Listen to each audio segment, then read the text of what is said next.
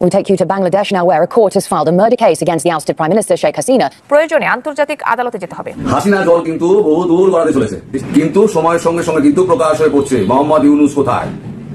শোনা যাচ্ছে আজকে ভোরবেলা চোরের মতো তিনি কাতার এয়ারওয়েজের প্লেনে উঠে দেশ ছেড়েছেন। দেশ ছেড়ে কোথায় গিয়েছেন সেটা এখনো পর্যন্ত জানা যাচ্ছে না। নিউ ইয়র্কে জাতিসংঘের সাধারণ অধিবেশনকে কেন্দ্র করে বিএনপি ও আওয়ামী লীগ পাল্টাপাল্টি কর্মসূচি ঘোষণা করায় পরিস্থিতি উত্তপ্ত হয়ে উঠেছে।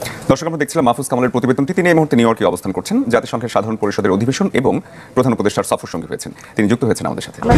সেই পরিস্থিতি মোকাবেলা করেছে এবং এখানে বিএনপি এবং আওয়ামী লীগের যে অবস্থান ছিল, আজকে সময় আওয়ামী লীগ বিএনপির মুখোমুখি অবস্থানে ঘণ্টাব্যাপী হট্টগোল হয়। সেখানে নেতাকর্মীদের মধ্যে মারামারি শুরু হয়, এতে দু দলেরই বেশ কয়েকজন আহত হন। সম্মানিত দর্শক, আসসালামু আলাইকুম। নতুন একটা নিউজ ভিডিওতে আপনাদের জানাচ্ছি স্বাগতম। এইমাত্র পাওয়া তাজা এবং গরম খবর। প্রিয় দর্শক বন্ধুরা, আজকের এই ভিডিওতে আপনারা দেখতে চলেছেন ডক্টর ইউনূসের ওপর হামলা করেছে যুক্তরাষ্ট্রে। সেই হামলাটা কিন্তু ভয়াবহ হয়েছে, এইমাত্র পাওয়া। আজকের এই ভিডিওতে আপনারা দেখতে চলেছেন চাঞ্চল্যকর কিছু তথ্য। সেই সাথে আজকের এই ভিডিওতে আপনারা দেখবেন জাতিসংঘে ডক্টর ইউনূস গিয়ে ভাষণ দিতে পারলো না, সেই বিষয়টিও দেখতে পারবেন আজকের এই ভিডিওর মাধ্যমে। শুধু তাই নয়, আজকের এই ভিডিওতে বিএনপি এবং জামায়াতের জন্য বড় একটা সুসংবাদ হতে চলেছে। বিএনপির জন্য তো মহা সুসংবাদ, সেটি হচ্ছে খুব তাড়াতাড়ি নির্বাচন দিবে, এমন তথ্য জানিয়ে ভাষণ দিয়েছে সেনাপ্রধান। প্রিয় দর্শক বন্ধুরা, আজকের এই ভিডিওটি স্কিপ না করে সম্পূর্ণ দেখবেন, খুবই চাঞ্চল্যকর তথ্যগুলো জানতে পারবেন। আশা করছি ভিডিওটি স্কিপ করবেন না। বেশি কথা না বলে আপনাদের বিস্তারিত ভিডিওতে নিয়ে যাবো। বিস্তারিত ভিডিওটি দেখার আগে একটা রিকোয়েস্ট থাকবে, যারা এখন এই চ্যানেলটি সাবস্ক্রাইব করে রাখেন, এই চ্যানেলটি সাবস্ক্রাইব করে দিয়ে পাশে থাকা বেল আইকনটি বাজিয়ে রাখুন। ইতিমধ্যে যারা সাবস্ক্রাইব করে দিয়েছেন সকলকে জানাচ্ছি অসংখ্য ধন্যবাদ। প্রিয় দর্শক বন্ধুরা, চলুন তাহলে এই ভিডিওতে একটি লাইক দিয়ে বিস্তারিত ভিডিওগুলো মোবাইলের স্ক্রিন থেকে একের পর এক ধারাবাহিকভাবে দেখে আসি। একটা বড় প্রশ্ন সারা বাংলাদেশে ঘুরে বেড়াচ্ছে, যেটা এখনো পর্যন্ত লোকানো ছোপানো আছে, কিন্তু সময়ের সঙ্গে সঙ্গে কিন্তু প্রকাশ হয়ে পড়ছে মোহাম্মদ ইউনূস কোথায়। শোনা যাচ্ছে আজকে ভোরবেলা চোরের মতো তিনি কাতার এয়ারওয়েজের প্লেনে উঠে দেশ ছেড়েছেন। দেশ ছেড়ে কোথায় গিয়েছেন সেটা এখনো পর্যন্ত জানা যাচ্ছে না। যে বাংলাদেশের মিডিয়া মানে কিছু তার কথা না পড়তে পড়তে ঢাকঢোল পিটিয়ে 1 গুণকে 10 গুণ করে দেখায়, তিনি যদি জাতিসংঘের বৈঠকে যোগ দিতে যেতেন তাহলে পরে তো এতক্ষণে তো সেই মিডিয়া তো ঢাকঢোল পিটিয়ে পৃথিবী একেবারে শুনিয়ে দিত। সেই মিডিয়া কেন চুপ?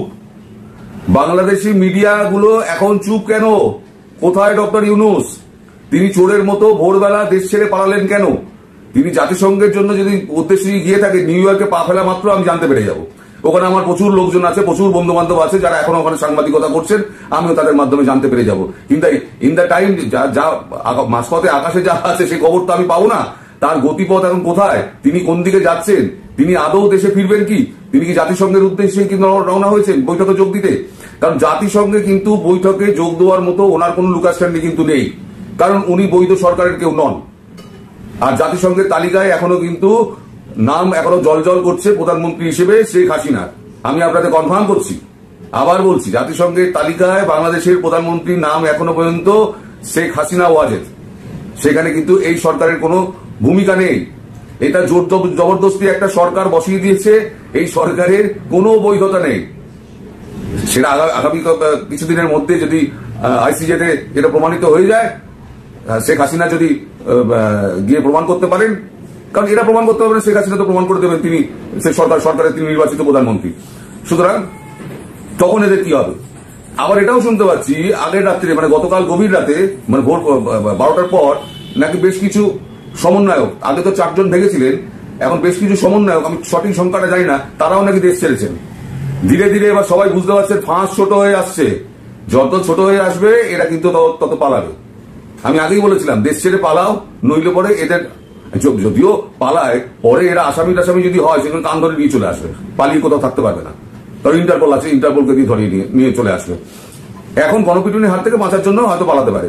এখন সেটা দেখুন, আমি কিন্তু কনফার্ম বলতে পারবো না যে এরা জাতিসংঘের মিটিং এ পৌঁছানোর জন্য গিয়েছে নাকি এরা দেশ ছেড়ে পালিয়েছেন। তবে দেশে এরা নেই এবং মিডিয়া সেটা চেপে যাচ্ছে। কেন চেপে যাচ্ছে প্রশ্নটা সেইখানেই। তাহলে কি ডাল মে কুচ কালা হ্যায়? আমি আজকে রাত্রিবেলা আপনাদের একেবারে সঠিক খবরটা দেবো। রাত্রি 9টার সময় আমি একটা আপডেট দেবো, সেই আপডেটের জন্য অপেক্ষা করুন। সেই আপডেটে আমি আপনাদের পরিষ্কার বলে দেবো যে ডক্টর ইউনূস কোথায় গেছেন এবং কখন গিয়েছেন আর তিনি ফিরবেন কি ফিরবেন। নিউ ইয়র্কে জাতিসংঘের সাধারণ অধিবেশনকে কেন্দ্র করে বিএনপি ও আওয়ামী লীগ পাল্টাপাল্টি কর্মসূচি ঘোষণা করায় পরিস্থিতি উত্তপ্ত হয়ে উঠেছে। বাংলাদেশের অন্তর্বর্তী সরকারের প্রধান উপদেষ্টা ডক্টর মোহাম্মদ ইউনূসের আগমনকে ঘিরে এই কর্মসূচিগুলোর আয়োজন করা হয়েছে। বিএনপি ডক্টর ইউনূসকে স্বাগত জানানোর জন্য পরিকল্পনা করছে, অন্যদিকে আওয়ামী লীগ তার বিরুদ্ধে বিক্ষোভ কর্মসূচি হাতে নিয়েছে। বিএনপির দাবি, তারা আওয়ামী লীগ সরকারের আমলে ঘটে যাওয়া খুন, গুম, নির্যাতন এবং লুটপাটের বিচারের দাবি জানাতে জাতিসংঘের সামনে অবস্থান নেবে। অন্যদিকে আওয়ামী লীগ ডক্টর ইউনূসের সরকারের পদক্ষেপের প্রতিবাদ করতে বিক্ষোভের প্রস্তুতি নিচ্ছে। এই ঘটনাকে ঘিরে উভয় পক্ষের মধ্যে উত্তেজনা বিরাজ করছে।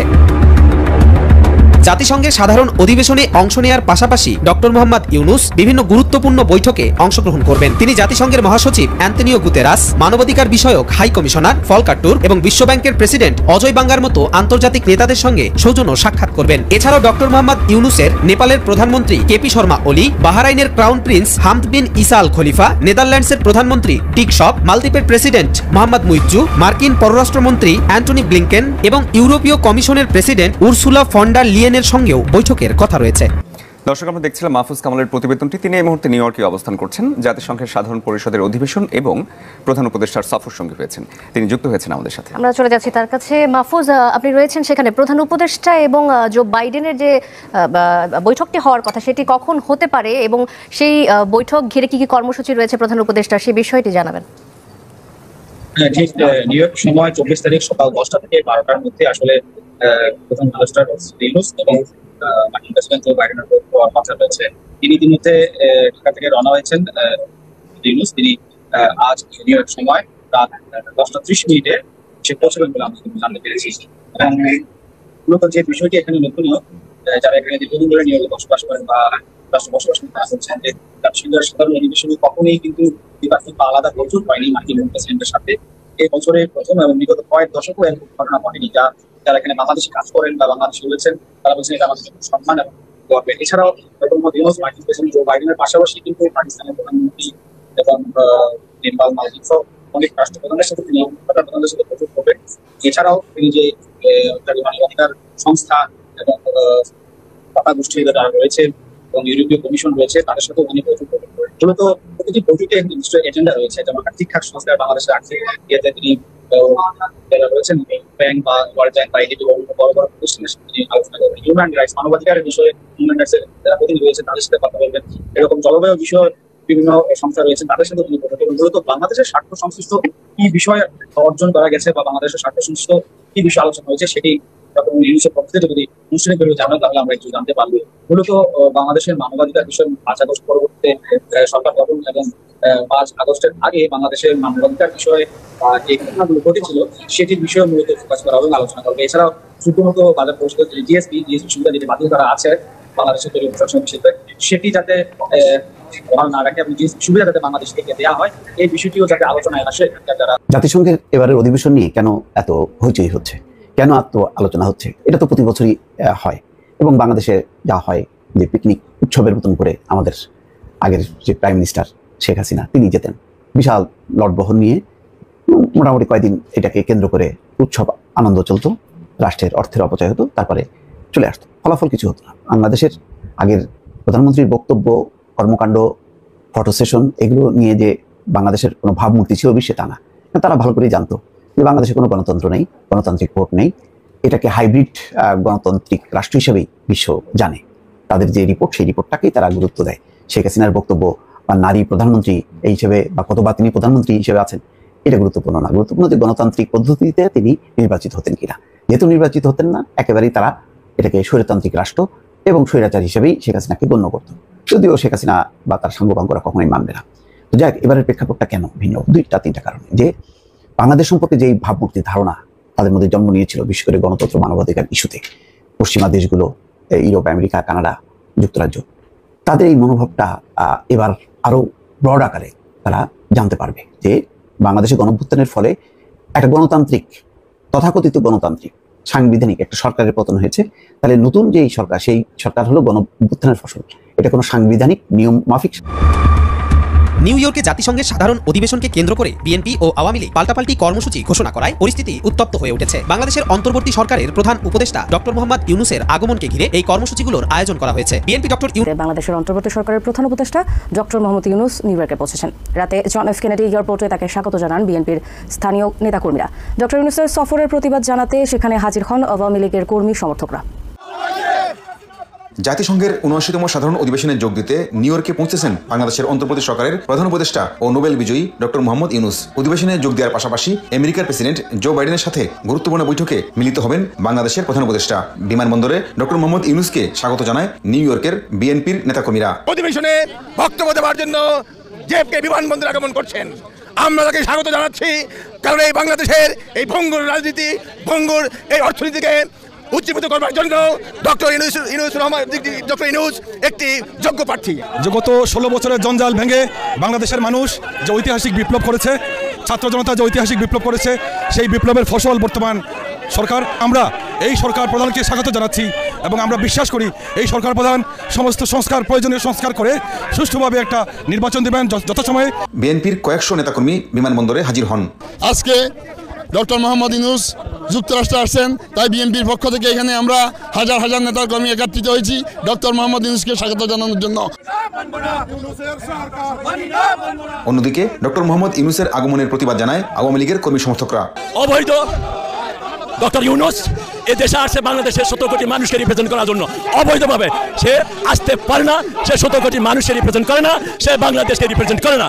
সে নির্বোধের মতো জোরপূর্বক পশ্চিমা শক্তি এবং বাংলাদেশের যারা দেশ বিরোধী তাদের সহায়তায় এই কাজটি করছে। আমরা তাকে ধিক্কার জানানোর জন্য তার এই অবতরণে তার ধিক্কার জানাচ্ছি। এই খুনি ইউনূস জাতিসংঘের অধিবেশনে সে অংশগ্রহণ করার জন্য আজকে নিউ ইয়র্কে আসবে।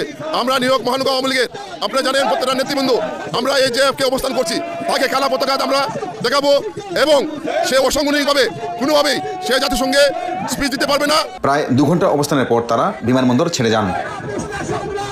বাংলাদেশের অন্তর্বর্তী সরকারের প্রধান উপদেষ্টা ডক্টর মোহাম্মদ ইউনূসকে স্বাগত জানাতে বিএনপির কয়েকশো নেতাকর্মী জেএফকে এয়ারপোর্টে হাজির হয়েছেন। অন্যদিকে আওয়ামী লীগ নেতাকর্মীরাও তাকে প্রতিবাদ জানাতে বিক্ষোভ মিছিল করছে। ব্রেকিং নিউজ, যারা বিএনপির সমর্থক আছেন আপনাদের জন্য খুবই খুশির সংবাদ। পাশাপাশি জামাতের জন্য খুশি না দুঃখ আমি এই মুহূর্তে জানি না যে জামাত কতটুকু তাদেরকে গোছাতে পেরেছে। অন্তর্বর্তী সরকারের প্রধান উপদেষ্টা ডক্টর মোহাম্মদ ইউনূসের ক্ষমতা গ্রহণের পর আলোচনার মধ্যে সবচেয়ে বেশি ছিল নির্বাচন কবে হবে, পাশাপাশি সেনাবাহিনী আসলে কী ধরনের ভূমিকা রাখছে এই আমাদের অন্তর্বর্তী সরকারের উপদেষ্টা মণ্ডলীতে, পাশাপাশি সেনাবাহিনী ব্যাকগ্রাউন্ড থেকে নির্বাচন নিয়ে কী ভাবছে, আগামীতে কি সেনা সমর্থিত কোনো সরকার আসবে, সেনাবাহিনী কি রাজনীতির মধ্যে নিজেদেরকে জড়াবে, এরকম নানান প্রশ্ন যখন আমরা দেখতে পাচ্ছি যে রাজনৈতিক দলগুলোর মধ্যে নানান প্রশ্ন উত্থাপিত হয়েছে, দিন শেষে গণমাধ্যমের সামনে মুখ খুলেছেন আমাদের সেনাপ্রধান। আজ থেকে গনে গনে 18 মাসের মাথায় নির্বাচনে যাচ্ছে হয়তো বা বাংলাদেশ, মোটামুটি আমরা এমনটাই তথ্য পাচ্ছি। আমাদের সেনাপ্রধান ওয়াকারুজ্জামান তিনি আমাদের প্রধান উপদেষ্টা ডক্টর মোহাম্মদ ইউনূসের সাথে যে বৈঠক করেছে সেই বৈঠকের কিছু আলোচনা গণমাধ্যমে আজ উঠে আসলো। তিনি বলছেন যে বাংলাদেশ সেনাবাহিনী বাংলাদেশের রাজনীতিতে হস্তক্ষেপ করবে না, ইভেন আগামী 1.5 বছরের মধ্যে দেশে গণতন্ত্রের উত্তরণ হতে হবে, মানে 18 মাসের মধ্যেই নির্বাচন হতে হবে, এমনটাই সেনাবাহিনীরও আপনার দাবি। বার্তা সংস্থা রয়টার্সকে দেওয়া এক সাক্ষাৎকারে জেনারেল ওয়াকারুজ্জামান তিনি আপনার এই চাঞ্চল্যকর তথ্য দিয়েছেন। প্রতিবেদনটিতে বলছে শেখ হাসিনার পতনের পর ক্ষমতায় আসা অন্তর্বর্তী সরকারের দায়িত্বে নেওয়া প্রধান যে সংস্কার কাজগুলো সেগুলো সম্পন্ন করতে সাহায্য করার জন্য যাই হোক না কেন অন্তর্বর্তী সরকারকে সমর্থন দিয়ে যাওয়ার প্রতিশ্রুতি দিয়েছেন বাংলাদেশের সেনাপ্রধান, যাতে আগামী 18 মাসের মধ্যেই বাংলাদেশে নির্বাচন অনুষ্ঠিত হতে পারে। রয়টার্স বলছে গত আগস্টের শুরুতে হাসিনার বিরুদ্ধে ছাত্র নেতৃত্বাধীন যেই কি বলা হয় যে বৈষম্য বিরোধী আন্দোলন একটা অবস্থান নিয়েছিল, সেখানে সেনাবাহিনী কোনো বাধা দেয়নি, আর এতেই শেখ হাসিনার সরকারের পতন হয়েছে। আর এই অবস্থায় রাজধানীতে বা সারা বাংলাদেশে বর্তমানে যে আইন শৃঙ্খলার অবনতি সেই বিষয়টাকেও সহযোগিতা করার জন্য সেনাবাহিনী 2 মাসের জন্য তাদের কমিশন অফিসারদেরকে ম্যাজিস্ট্রেসি পাওয়ার দিয়ে বাংলাদেশে এই মুহূর্তে তাদেরকে অবতরণ করেছে।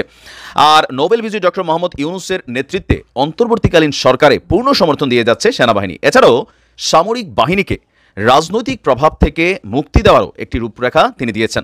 ওয়াকারুজ্জামান বলছেন, আমি ডক্টর ইউনূসের পাশে থাকবো যাই হোক না কেন, যাতে তিনি তার মিশনটা সম্পন্ন করতে পারেন। আর পাশাপাশি আপনার সেনাপ্রধান ওয়াকারুজ্জামান বলছেন, সংস্কারের পর গণতন্ত্র উত্তরণ 1 বছর থেকে 1.5 বছরের মধ্যেই হওয়া উচিত বলে সেনাবাহিনী মনে করছে, তবে এই সময়টাতে ধৈর্যের প্রয়োজনীয়তার উপরও জোর দিয়েছেন তিনি বলছেন, আমাকে যদি জিজ্ঞাসা করেন তাহলে আমি বলবো এই 1.5 বছরের মধ্যেই আমাদের গণতান্ত্রিক প্রক্রিয়ায় প্রবেশ করা উচিত। রয়টার্স বলছে বাংলাদেশের আপনার কি বলা যে রাজনৈতিক দল আছে শেখ হাসিনার আওয়ামী লীগ এবং বাংলাদেশ জাতীয়তাবাদী দল উভয়ই গত আগস্টে অন্তর্বর্তী সরকার ক্ষমতা গ্রহণের 3 মাসের মধ্যেই নির্বাচন অনুষ্ঠানের আহ্বান জানিয়েছিল। আপনাদের খেয়াল থাকার কথা যে ওই সময় সজীব ওয়াজেদ জয় তিনি বলেছিলেন যে খুব দ্রুত যেন সরকার নির্বাচন দেয়, আর নির্বাচন দিলে আওয়ামী লীগ ক্ষমতায় আসবে এমনটাই কিন্তু আশা করছে সজীব ওয়াজেদ জয়। জেনারেল ওয়াকার বলছেন অন্তর্বর্তীকালীন সরকারের প্রধান উপদেষ্টা ডক্টর ইউনূস তিনি প্রতি সপ্তাহে সেনাপ্রধানের সাথে বৈঠকে মিলিত হচ্ছেন এবং তাদের মধ্যে খুবই ভালো সম্পর্ক রয়েছে। অশান্তির পর দেশকে স্থিতিশীল করার জন্য সরকারের সকল প্রচেষ্টাকে সেনাবাহিনী সমর্থন দিয়ে যাচ্ছে। তিনি বলছেন আমি নিশ্চিত যে আমরা যদি একসাথে কাজ করি তবে আমাদের ব্যর্থ হওয়ার কোনো ধরনের কারণ নেই। ইভেন তিনি পাশাপাশি এটাও বলছেন যে তিনি এমন কোনো কাজ করবেন না যেন তার কারণে সেনাবাহিনীর কোনো ধরনের বদনাম হয়। এটা খুবই গুরুত্বপূর্ণ একটা পয়েন্ট যে তিনি এমন কোনো কাজ করবেন না সেনাপ্রধান হিসাবে যাতে সেনাবাহিনী সম্পর্কে ইন ফিউচার কোনো ধরনের কোনো কমেন্ট নেগেটিভ মন্তব্য তৈরি হওয়ার সুযোগ থাকে। তার মানে আজকে আমরা ফাইনালি বুঝতে পারলাম যে অন্তর্বর্তী সরকারের প্রধান যেই উপদেষ্টা আছেন ডক্টর ইউনূস তার নেতৃত্বাধীন এই সরকার গুনে গুনে এখন হচ্ছে এবছর তার মানে 2026-এর মার্চ মাসে হতে যাচ্ছে বাংলাদেশের জাতীয় নির্বাচন। দেখা যাক এর মাঝখানে আরো কি ঘটে। ভালো থাকুন। প্রিয় দেশবাসী, শুরু থেকে শেষ পর্যন্ত যারা এই ভিডিওটি দেখেছেন সকলকে জানাই অসংখ্য অসংখ্য ধন্যবাদ। যারা এরকম নিউজ ভিডিও পেতে পছন্দ করেন তারা অবশ্যই এই চ্যানেলটি সাবস্ক্রাইব করে পাশে থাকা বেল আইকনটি বাজিয়ে দিবেন। যারা এখন এই ভিডিওটি শেয়ার করেননি এই ভিডিওটি দ্রুত শেয়ার করে সকলকে দেখার সুযোগ করে দিন। আজকের মতন এই পর্যন্ত দেখা হচ্ছে পরবর্তী কোনো ভিডিও নিয়ে ইনশাল্লাহ।